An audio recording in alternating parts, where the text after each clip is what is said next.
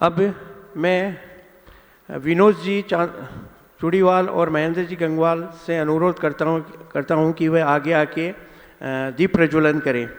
साथ में अध्यक्ष उपाध्यक्ष आप लोग भी जला दो ज्ञान का दीपक, मेरे गुरुदेव आए, मेरे गुरुदेव आए, मेरे गुरुदेव आए, मेरे गुरुदेव आए। मैं श्रीमती बबीता गंगवाल से अनुरोध करता हूं कि वो मंगलाचरण से कार्यक्रम की शुरुआत करें।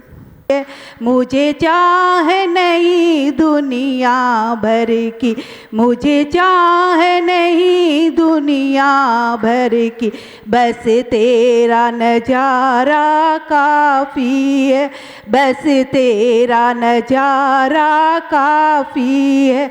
मैंने सारे सहारे छोड़ दिए, बस तेरा सहारा काफ़ी है। तेरी चाहत में जग छूट गया, तेरी चाहत में जग छूट गया, पर तू मुझसे क्यों रूठ गया, पर तू मुझसे क्यों रूठ गया। मैं डूब रहा भव सागर में, बस आना तुम्हारा बाकी है। मैं डूब रहा भव सागर में, बस आना तुम्हारा बाकी है। मैंने सारे सहारे छोड़ दिए, बस तेरा सहारा काफ़ी है। जब मुनि श्री अजित सागर जी महाराज की जय। जय बोलो स्थूलक जी संभय योग सागर जी महाराज की जय। अब मैं गुरुदेव से अनुरोध करता हूँ कि वो अपनी प्रवचन के माध्यम से हमें अनुग्रहित करें। ओम नमः सिद्धेभ्यः।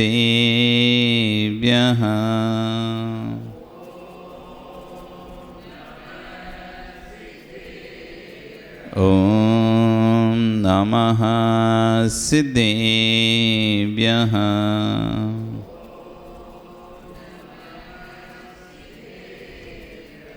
ओम नमः सिद्धेभ्यः।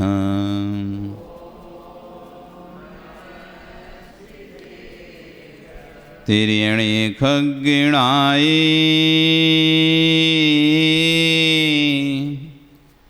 रुतारी मोहि सिर सिरेणि बिहु। आयरी राव बसियो परवादिन्यो भव्य जी लोए। नमो अरिहंताणं नमो सिद्धाणं नमो आयरीयाणं नमो अज्जायाणं नमो लोये सव्यसाहुणं। बोले अनंत नरसिंह परमेष्टि भगवानी की, आदिरम आदिनाथ भगवानी की, वर्तमान शासन महावीर भगवानी की, आचार्य श्री 108 कुलभद्र स्वामी महाराज जी की, आचार्य गुरु शिक्षण विश्व सागर जी महाराज जी की, अहिंसा में विश्व धर्म की।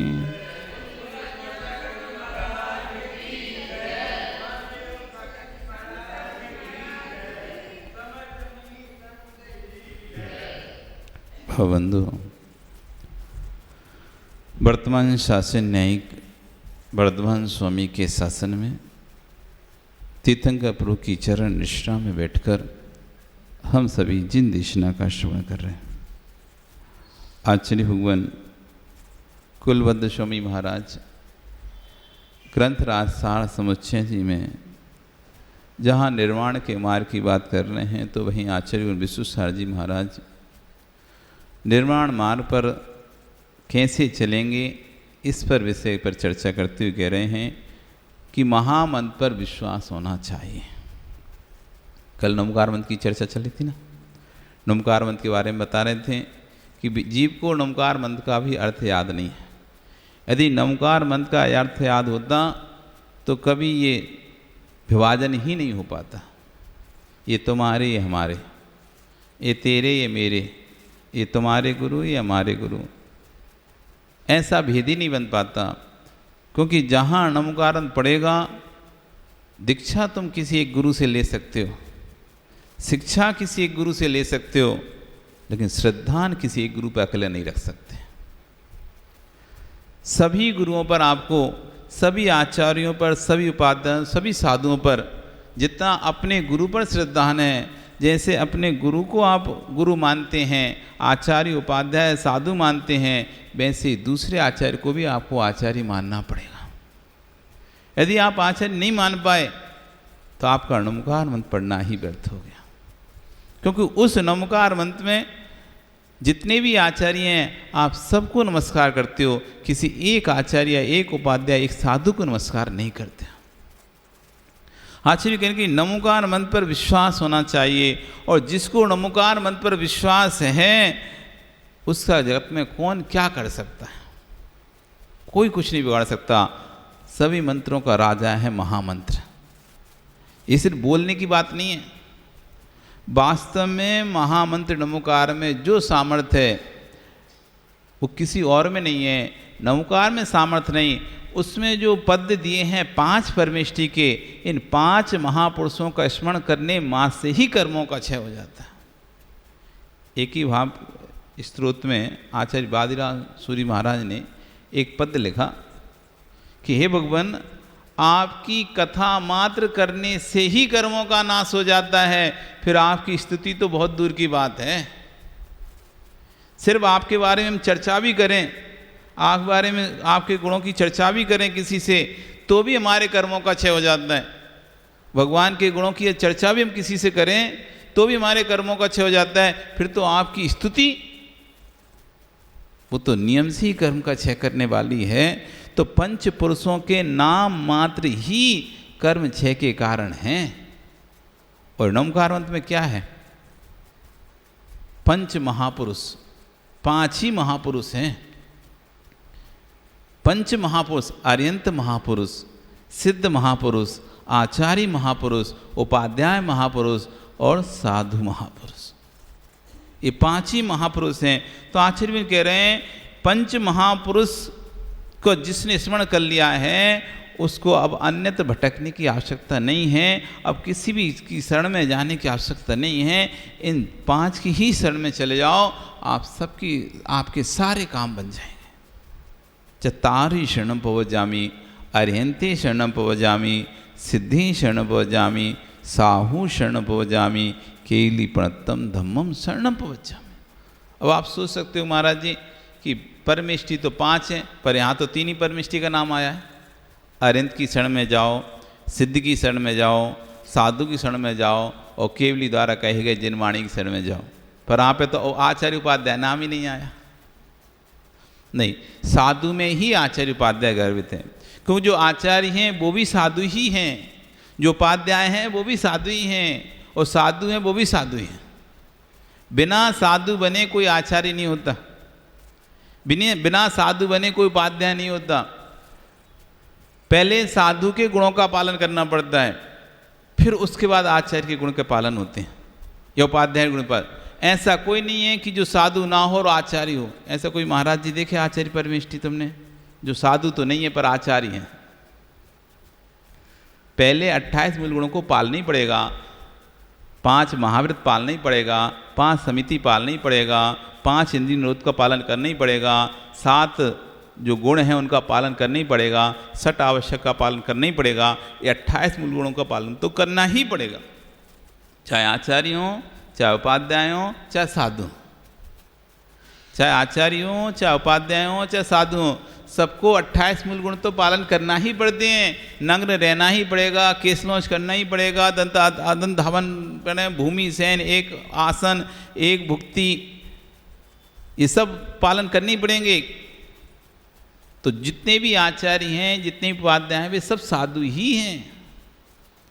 फिर साधुओं में भी जो विशेष तपस्या कर रहे थे, विशेष साधना कर रहे थे, उनमें से किन्हीं को, जैसे कहते हैं ना, प्रधानमंत्री जो है वो सांसद है कि नहीं है, मंत्री जो है वो सांसद है कि नहीं है, सांसद जो है वो सांसद है कि नहीं है।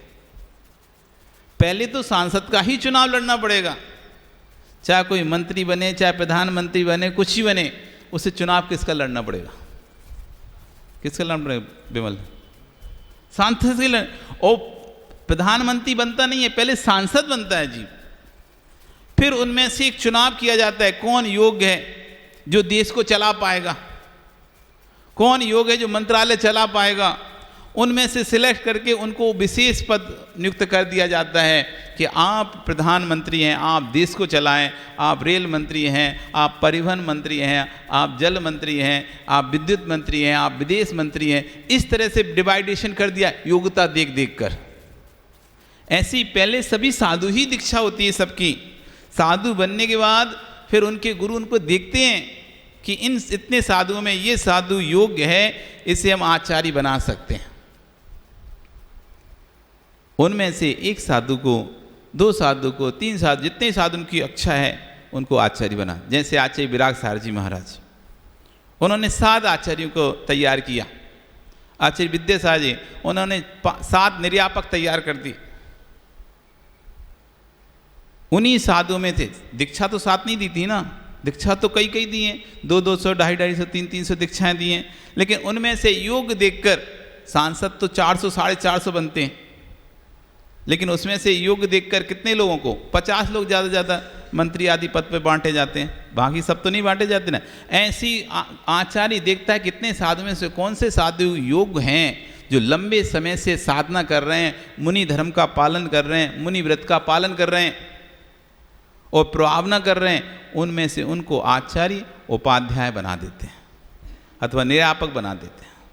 कुछ ही बना दिया, मतलब पद थोड़ा सा बढ़ा दिया, लेकिन हैं तो साधु। अब साधु के साथ साथ अब उनको आचार्य के भी गुण पालन करने पड़ेंगे। साधु के साथ साथ अब उनको उपाध्याय के भी गुण पालन करने पड़ेंगे।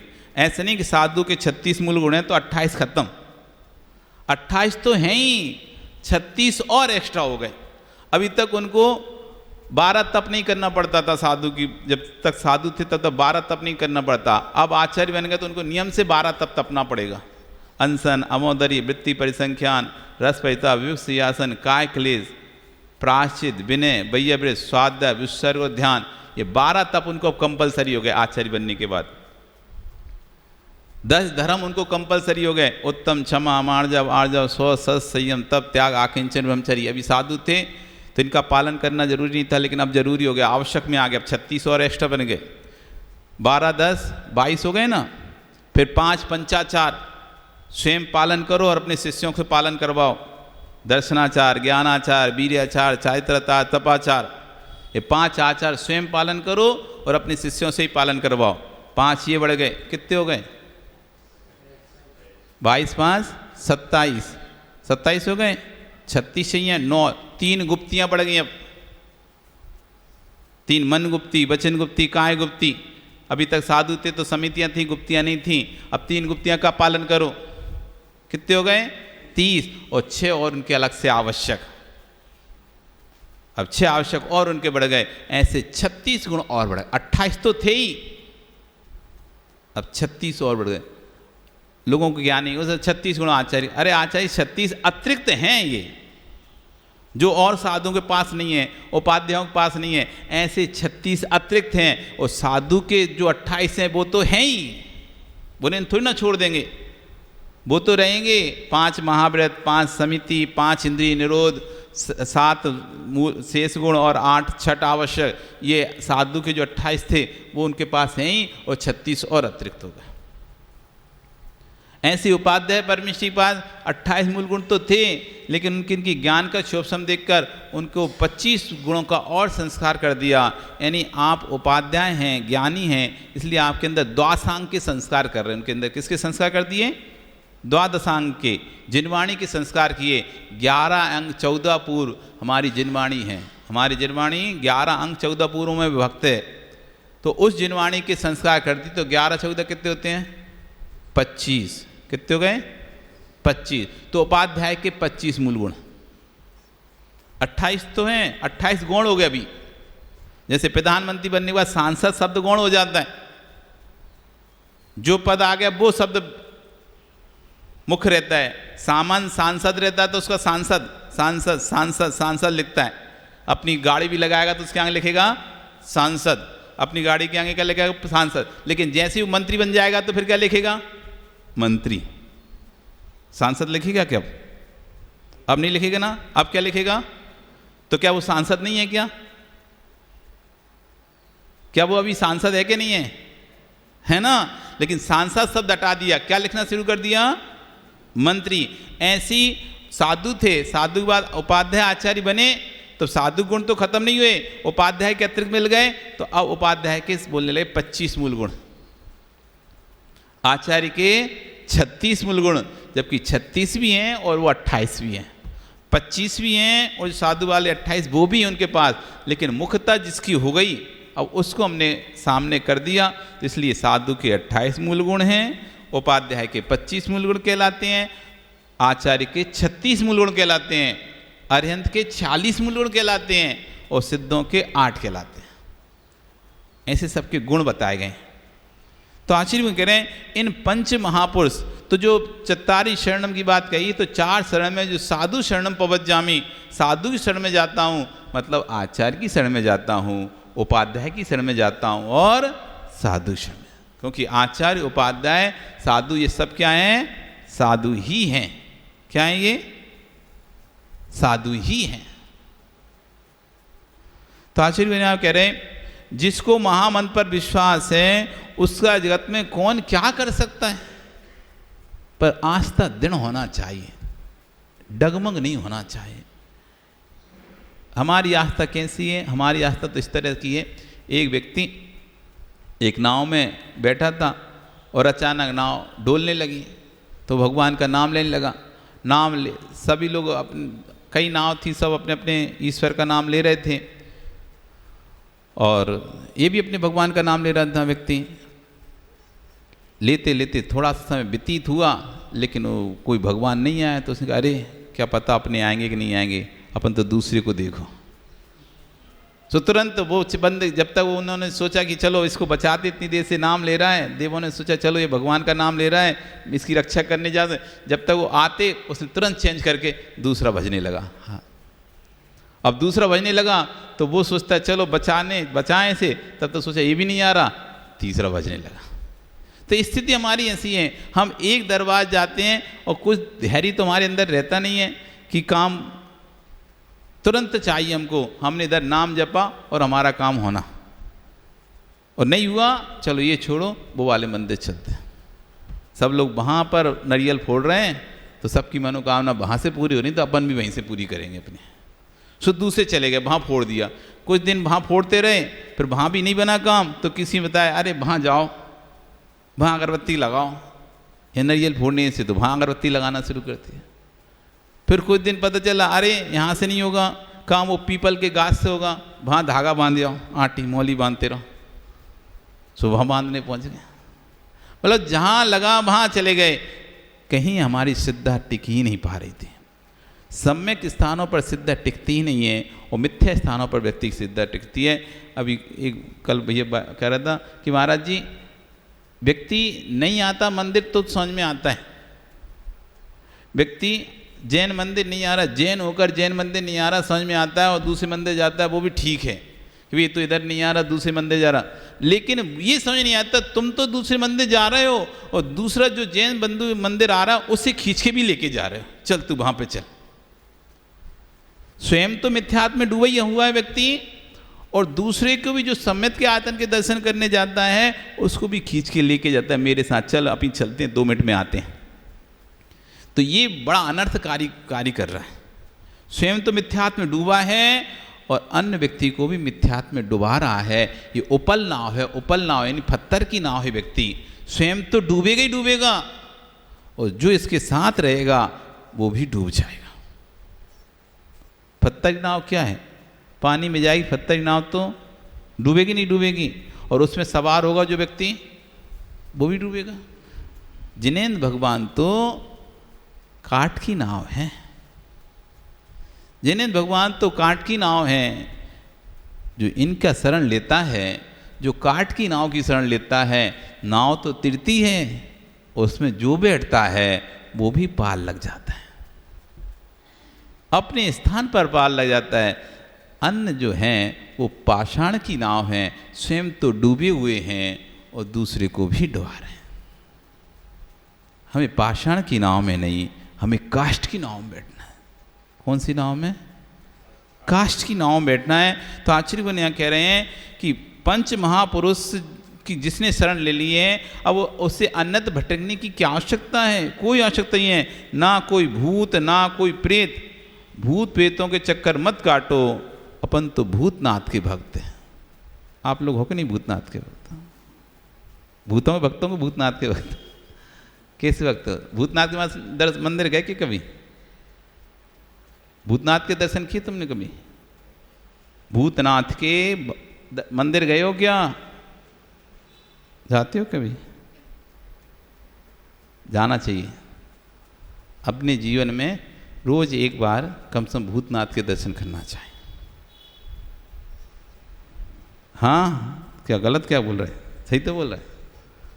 अब आप कह रहे हो महाराज इधर तो कह रहे थे भगवान को छोड़ के कहीं नहीं जाना चाहिए, इधर कह रहे हो भूतनाथ के दर्शन करना चाहिए। नरेंद्र जी कभी किए कि भूतनाथ के दर्शन? नहीं किए। माता आपने किए? नहीं किए। हम तो रोज करते, सपने में नहीं हकीकत में। भूतैर्गुणैर् भुवि भवन भूत्वाश्रितं भुवि भूषण भूतनाथ। कौन है भूतनाथ? जिनके आश्रय, जो सभी प्राणियों को आश्रय देते हैं, जो सभी प्राणियों की रक्षा करते हैं। भूत यानी प्राणी, भूत यानी वक्ता में पढ़ते कि नहीं पढ़ते? उसमें भूतनाथ शब्द आता ही नहीं आता। जो सभी प्राणियों को इसकी रक्षा करते हैं, सभी प्राणियों का उद्धार करते हैं, ऐसे भूतों के नाथ, प्राणियों के नाथ कौन है? अरिहंत परमेष्ठी, तीर्थंकर आदिनाथ, 24 तीर्थंकर, ये सब भूतनाथ हैं। भूत यानी प्राणी, भूत यानी शब्दानाम अनेक अर्था, शब्दों के अनेक अर्थ निकलते हैं। भूत मतलब भूत नहीं, वो तुम समझ रहे हो, वो भूत वाला भूत नहीं। ये भूत यानी प्राणी, जो प्राणियों के नाथ हैं, ऐसे भूतनाथ तीर्थंकर परमेष्ठी। तो अपन तो भूतनाथ के भक्त हैं, भूतों को क्या पूजना? उन भूतों को क्या पूजना? जो स्वयं भूतनाथ का भक्त हो उसे भूतों की पूजने की जरूरत नहीं है। जिसकी डायरेक्ट लिंक मिनिस्टर से बन गई है, उसे क्लर्कों से काम कराने की जरूरत नहीं है। जिसकी डायरेक्ट पहचान मंत्रियों के साथ उठना बैठना है, जिसका डायरेक्ट मंत्रियों के साथ उठना बैठना है, डायरेक्ट बात होती हो, वो क्या क्लर्कों से बात करेगा क्या कि भाई हमारी फाइल आगे बढ़ा दे? वो तो डायरेक्ट मंत्री के पास फाइल रखेगा ले जाके उसकी टेल पे, ये लो मेरी फाइल, करो इसका काम। वो क्लर्कों के पास नहीं है। क्लर्कों के पास वो जाए जिसकी डायरेक्ट मंत्री से पहचान ना हो। हम तो जिनके आश्रय से भूत रहते हैं, हम ऐसे उस भूतनाथ की डायरेक्ट ही आराधना करते हैं। इसलिए किसी भूत की जरूरत नहीं है। आचार्य कहे भूत प्रेतों के चक्कर में मत काटो, अपन तो भूतनाथ के भक्त हैं। तुमको कितना छला गया है, सत्य नहीं बताया गया है। और क्यों नहीं बताया गया? क्योंकि सत्य का बोध हो जाता तो मेरी डमरू कैसे बजेगी, हमारी कौन मानेगा? पोल पट्टी खुल जाएगी। अंदर का विषय तो समझो, छल बहुत दिन तक नहीं चलता, झूठे चमत्कार बहुत दिन तक नहीं चलते हैं। पंच महापुरुष, हम किसके भक्त हैं? हम भूतनाथ के। अब भक्त, हम भूतनाथ के भक्त हैं। अब भूतों के चक्कर मत काटो। जिनके चरणों में कोटि कोटि देव झुकते हैं, जिनके चरणों में असंख्यात देव नमन करते हैं, हम उनके भक्त हैं। जिनके चरणों में संपूर्ण सृष्टि झुकती है। एक छोटी सी बात समझना, भारत का सम्राट अपने एक अनुचर पर प्रसन्न हो गया और उसने अपनी पगड़ी उसको दे दी। एक दिन अनुचर विदेश गया, दूसरे राज्य में गया, तो जब दूसरे राज्य में प्रवेश किया तो उसने पगड़ी उतार ली और उतार कर नमस्कार किया राजा को। जब राजा को नमस्कार किया तो वहाँ जो बैठे हुए थे मंत्री आदि, बड़े उनको गुस्सा आया कि देखो राजा के सामने पगड़ी उतार के नमस्कार कर रहा है, खाली नंगे सिर नमस्कार कर रहा है। विदेश गया, जैसे ही सभा में प्रवेश किया, सिर ढककर बैठना सभा की मर्यादा होती है, उसने सिर को खोल दिया और नमस्कार किया और बैठ गया। सभी की मर्यादा, सब सिर ढककर बैठे थे, लेकिन यह अनुचर सिर हटाकर पगड़ी हटाकर बैठा था। सबको बुरा लगा। इस राजसभा में पगड़ी बांधकर आते पुरुष ने पगड़ी उतार ली तो इससे राजा का अपमान हो गया। ऐसा मंत्रियों ने राजा को बोला। राजा ने उस अनुचर को बुलाया, बोला क्या बात है, तुम पगड़ी क्यों हटा दी तुमने? उसने कहा ये मेरे राज्य की पगड़ी है, मेरे राजा ने मुझको दी है। मैं आपका अनुचर हो सकता हूँ, लेकिन मेरा देश आपका अनुचर नहीं है। मैं आपके सामने झुक सकता हूँ, लेकिन पगड़ी आपके सामने नहीं झुकेगी, ये मेरे राज्य की पगड़ी है। तो ऐसी कितना बहुमान होता है कि जब हम किसी राज्य की पगड़ी अपने सिर पर रखते हैं, झुकने नहीं देते हैं। ऐसी महामंत्र पर तुम श्रद्धा रखते हो, फिर दूसरे चरणों में जाते हो तो तुम वहाँ अपने राज्य की पगड़ी, जिन शासन की पगड़ी, वहाँ पर झुकाए आते हो। तुम जिन शासन के नायक हो, तुम्हारे पास महामंत्र जैसी महान पगड़ी है, तब भी तुम ऐसी पगड़ी पहनकर भी दूसरे के स्थानों पर जाकर अपना जब माथा झुकाते हो तो तुमने अपने पूरे जिन शासन को झुका दिया। दूसरा व्यक्ति कहता है देखो ये है जैन, हमारे यहाँ आता है, इनके यहाँ कोई चमत्कार भगवान का ताकत नहीं है, इसलिए हमारे यहाँ के नहीं, यहाँ पर इनको आना पड़ता है। तुमने पूरे जिन शासन को झुका दिया। पूरा जिन शासन आपके कारण से बदनाम हो गया।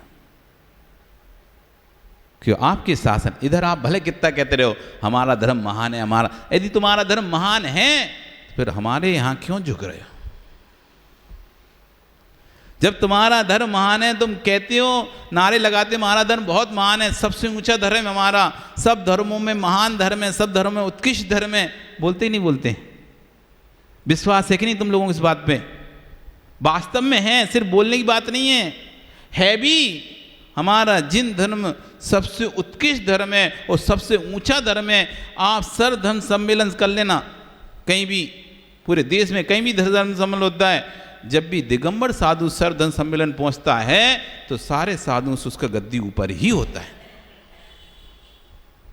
उसका आसन ऊपर ही होता है। कितने भी संप्रदाय के बड़े से बड़े साधु भी जाएं और आज का दीक्षित छोटा सा भी साधु वहां पहुंच जाएगा सम्मेलन सभा में, तब भी उसका आसन ऊंचा ही होगा। सब धर्मात्माओं को पता है, सारे धर्मों के धर्म गुरुओं को पता है, दिगंबर धर्म जैसा धर्म कोई है ही नहीं है, उनके जैसे गुरु कोई है ही नहीं है, उनके जैसी त्याग तपस्या किसी के पास है ही नहीं है। इसलिए वो सब लोग अपना आसन नीचे रखते हैं और दिगंबर गुरु का आसन सदैव ऊपर रहता है। हजारों हमने सभाएं देख ली, सर्वधर्म सम्मेलन सभाएं, कहीं भी ऐसा नहीं है कि दिगंबर साधु नीचे बैठे और अन्य संप्रदाय साधु ऊपर बैठे हो। आपने भी कभी गौर किया तो देख लेना, यूट्यूब पे सर्च कर लेना सर्वधर्म सम्मेलन, जिसमें यदि दिगंबर साधु बैठे होंगे तो आपको दिखेगा उनका आसन सदैव ऊपर है। सारे धर्म मानते हैं इस बात को कि दिगंबर गुरु के जैसी तपस्या किसी की हो ही नहीं सकती। महावीर की चर्या के सामने किसी की भी चर्या नहीं लगती थी, ना बौद्ध की ना किसी की। जबकि बौद्ध महावीर के समकक्ष हुए तब भी बौद्ध अनुयायी मानते हैं महावीर की चर्या वीर चर्या थी, उत्कृष्ट चर्या थी। महावीर का मार्ग उत्कृष्ट मार्ग था, हमारा मार्ग मध्यम मार्ग है, जघन मार्ग है, हम महावीर की चर्या नहीं कर सकते हैं। ऐसी वीर चर्या के अनुयायी हैं हम लोग। और फिर जब दूसरे स्थानों पर जाकर सिर झुकाते हैं तो कितने शर्म की बात है कि उत्कृष्ट राजा के सेवक होने के बाद भी आप जघन्य लोगों के सामने अपना सिर झुका रहे हैं। इधर कहते हो मेरा शासन महान, मेरा शासन महान, मेरा धर्म महान। और ऐसे धर्म के अनुयायी होने पर कहाँ नीच स्थानों पर सिर झुका रहे हो, कहाँ खोटे स्थानों पर सिर झुका रहे हो। स्वयं पर शर्म आनी चाहिए कि मैं पूरे जिन शासन को लाजा रहा हूँ, दूसरा वहाँ खड़ा होकर देख रहा है, देखो ये जैन बनिया बोलता तो है हमारा धर्म महान, और यहाँ आकर सिर झुका रहा है। कहाँ गया अब इनका धर्म महान, कहाँ गया अब इनका धर्म महान, कहाँ गए इसके धर्म की ताकत? कोई ताकत नहीं इनके धर्म में। यदि इनके धर्म में ताकत होती फिर ये आते क्यों यहाँ पर? व्यक्ति दूसरी जगह तभी जाता जब पहली जगह संतुष्ट नहीं होता। डॉक्टर साहब, पेशेंट आते ना आपके पास, वही पेशेंट दूसरी जगह जाएगा जो आपसे संतुष्ट नहीं होगा। जो आपसे संतुष्ट होगा उसकी हिम्मत नहीं दूसरी जगह चला जाए। कैसी भी कुछ भी होगा इंतजार करेगा। आप विदेश भी गए होगे तो आपका इंतजार करेगा वो बैठ के कि नहीं वो विदेश से आएंगे तब ऑपरेशन कराऊंगा, विदेश से आएंगे तब दिखाऊंगा, लेकिन वो दूसरी जगह नहीं जाएगा क्योंकि उसको आप पर श्रद्धा है, तो दूसरी जगह नहीं जाएगा। और जिसको आप पर श्रद्धा नहीं है ऐसा जीव ही दूसरे डॉक्टर के दरवाजे खटखटाएगा। जिसको भगवान पर श्रद्धा नहीं है ऐसा जीव ही दूसरे स्थानों पर जाकर सिर टेकता है। जिसको भगवान पर धर्म पर आस्था है ऐसा जीव कहीं दूसरे स्थानों पर जा ही नहीं सकता, नहीं जा सकता। हिम्मत ही नहीं, उससे पैर ही नहीं बढ़ेंगे आगे। क्यों जाना है जब मेरे पास ही उसी डॉक्टर से कराऊंगा, वो ही अच्छा है और वो ही सब कुछ सही करता है और उसी की दवाई लगती है। विश्वास जिसको है वो जाएगा ही नहीं दूसरी जगह। अब आप देख लो, यदि आप दूसरी जगह जा रहे हो तो नियम से आपके अंदर भगवान के प्रति आस्था नहीं है, क्योंकि एक म्यान में एक ही तलवार रहेगी। एक म्यान में एक ही तलवार रह सकती है, एक म्यान में दो तलवार नहीं रह सकती। या तो सम्यक रहेगा अथवा मिथ्यात रहेगा, या तो सम्यक रहेगा अथवा मिथ्यात रहेगा। क्या तुमको अपने जीवन में जो सम्यक है वो काष्ठ की नाव है, जो मिथ्यात्व है वो पत्थर की नाव है। अब तुम्हें पत्थर की नाव में बैठना है या काष्ठ की नाव में बैठना, ये निर्णय तुम्हारा है। आपका समय हो गया, कल फिर आओगे। पर्याय रही तो बिल्कुल आओ भैया। सब कार्यों में देखो, सीजन जैसे आपका आता है ना, मौसम सीजन आता है ना, सीजन में आप अभी महाराज जी भी कपड़े का बहुत व्यापार चल रहा है, सही आ नहीं पा रहे भाई वृत्ति में, अभी ऐसा चल रहा है भाई वृत्ति। क्यों? अभी थोड़ा पैसा कमा लें, फिर तो 2-3 बार सीजन चला जाएगा तो फिर तो करेंगे। तो भैया ऐसी धर्म का सीजन आया है, पुण्य का सीजन आया है, गुरु आए हैं, ये पुण्य का सीजन आया है। आहार दे लो, भैया वृत्ति कर लो, फिर सीजन चला जाएगा, फिर तुम तरसोगे। जैसे सीजन में जो व्यक्ति पैसा नहीं कमाता बाद में फिर उसको दिक्कतें उठानी पड़ती है, ऐसी सीजन में पुण्य कमा लो तो सीजन का पैसा आगे तक चलता है। ऐसी सीजन का पुण्य जो है भरपूर प्रचुर मात्रा में जो पुण्य का बंद होगा जो तुम्हारे आगे तक चलेगा। इसलिए आहार दान सबसे बड़ा दान। दुनिया में जा जाकर तो पैसे दान दे के आते हो, भाई हमारे नाम से 21 रुपये आहार दान में लो, हमारे नाम से 51 रुपये आहार दान में लो। गए कि नहीं? कभी देख नहीं दिए? शिखर जी जाओगे, इधर जाओगे, उधर जाओगे, भैया आहार दान की रसीद कटा लो। दुनिया में जाकर तो आहार दान की रसीद कटाते फिरेंगे हम, और यहां साधु विराजमान हैं तो आहार नहीं देंगे। ये विडंबना देखो आप। वैसे आहार दान की रसीद कटा रहे हैं, आहार दान की पेटी में पैसा डाल रहे हैं, लेकिन सामने आहार दान का जब समय मौजूद हुआ, अब उपलब्ध हुआ है, तो आहार दान दे नहीं पा रहे। ये हमारा दुर्भाग्य कह लो, क्योंकि सामने वस्तु होने के बाद भी हमें वस्तु की कीमत नहीं हो पाए, तो ये दुर्भाग्य ही रहा। इसलिए भैया समय निकालो, कितना भी व्यस्त समय हो, कोई व्यस्त नहीं होता। जब कोई काम आता है ना घर में, या कोई मित्र के यहाँ जाना होता है, किसी शादी पार्टी में जाना होता है, तो व्यस्त समय में से ही समय निकाल के जाते ही नहीं जाते। अभी कोई पेशी का आ जाए, कोई कोर्ट का आ जाए, तो वहाँ जाके घंटों घंट तो बैठते नहीं होते, तब समय कहाँ से निकलता है? समय निकालोगे तो सब निकल जाता है, और समय नहीं निकालोगे तो हर व्यक्ति व्यस्त है। कोई सोने में, कोई खाने में, कोई फ़ोन चलाने में, कोई लोगों को चलाने में। सब में व्यस्त है हर व्यक्ति, लेकिन समय निकालने से हर समय से हम अपनी सीमा को उसी हिसाब से तैयार करते हैं। बाहर जाते हैं तो व्यवस्था करके जाते नहीं जाते, होती सब होती है। इसलिए ये बहाना छोड़ो कि समय नहीं है, समय तो है पर मैनेजमेंट नहीं है हमारे पास समय का। इसलिए हमें इतना समय भी ऐसा लगता है कहाँ चला गया। इसलिए आहार व्यवस्था में आओ, आहार दे लो। कितने दिन के साधु हैं, फिर तो चले जाएंगे, व्यापार तो वहीं है, वो कहीं नहीं जाने वाला, वहीं है, वहीं रहेगा। आगे खूब कमा लोगे, लेकिन साधु फिर चले जाएंगे तो पुण्य कभी फिर नहीं कमा पाओगे।